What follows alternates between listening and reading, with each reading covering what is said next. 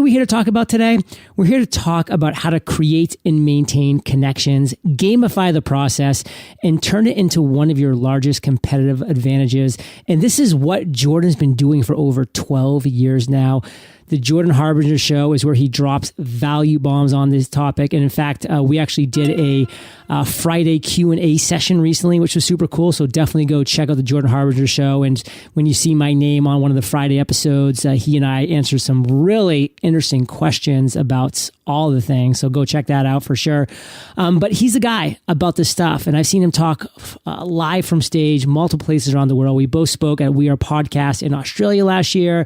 We both speak at Podcast Movement every year. So I've definitely got to hang out with Jordan in a lot of cool scenarios. This dude's the real deal when it comes to all this stuff. So Jordan, let's just dive in and talk about networking, because I have a lot of people in Fire Nation that know they should network, but they got the kids and the job and this and the that. So what do you say to people that say, I'm just too busy to network? Yeah, I understand that excuse. I don't have kids yet, so I'm anxiously awaiting having kids so that I can use that as my excuse for everything, like a lot of other people do. It's actually extremely common all the time, right? So you hear this consistently. What I would say is that, yes, you're right. You're too busy to network in the traditional way. You're too busy to go to uncurated events where some guy in a $99 suit is going to give you a stale cookie and some punch in a styrofoam cup and be like, introduce yourself to the group in a circle of chairs.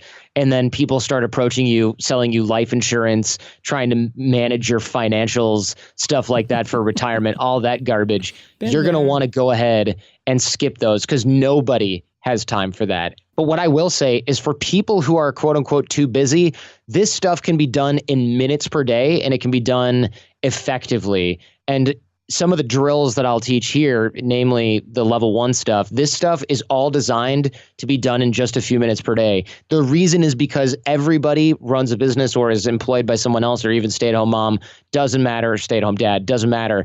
We don't have time for nonsense. So one thing that I started doing when I first believed my own BS about not having enough time to network, one of the first things I started with years ago was I would open up the text message app on my phone and I would scroll all the way down to the bottom. So that's where there's those people that you haven't spoken to in like 2 years. You had lunch once in San Diego at FinCon and like you never kept in touch.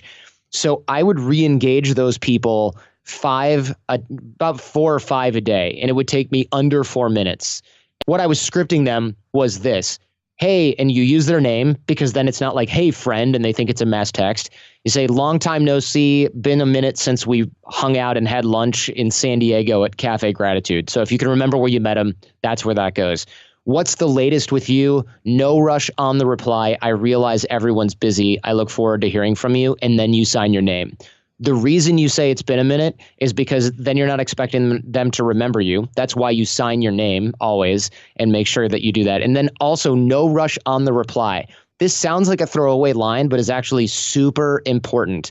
The reason that that's important is because if you haven't heard from someone in a while, John, I don't know about you, but I'm thinking, okay, is this going to be like Scientology or Herbalife? You know, what's going to happen here?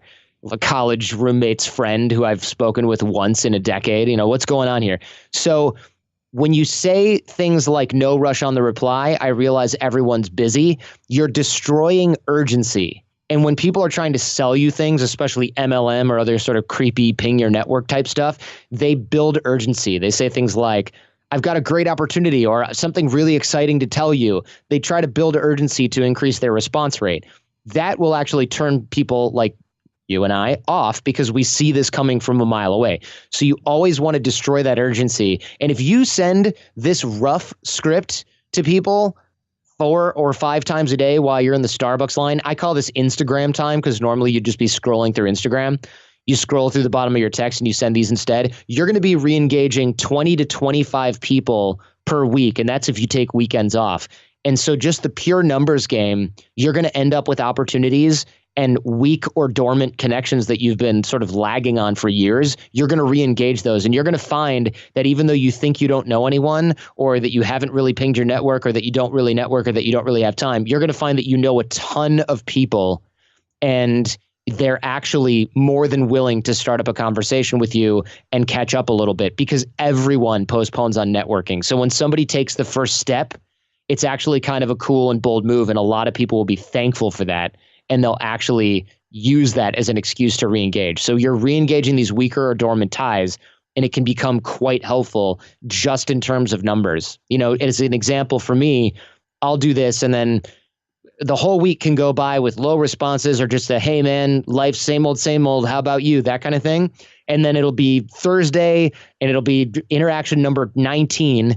And someone will say, so funny to hear from you. I'm literally walking into a board meeting where we're deciding our Q1 sales event keynote speakers. Do you still speak? Yes, I do. Great, cool. I'm going to throw your name out there if you don't mind. Yeah, please do. Text me later. And I've ended up with speaking gigs, media appearances, joint ventures and things like that, investment opportunities, all kinds of things like that, because of just reaching out and pinging people and staying top of mind with a large number of people. So totally off topic, but kind of on topic. I am leaving for San Diego in a couple of days, and literally it's been bugging the crap out of me all day. I've been trying to plan a lunch with my friends, and I wanted to go to that amazing cafe downtown. I couldn't think of the name, and then you just randomly bring it up. It's Cafe Gratitude. That's such an awesome place.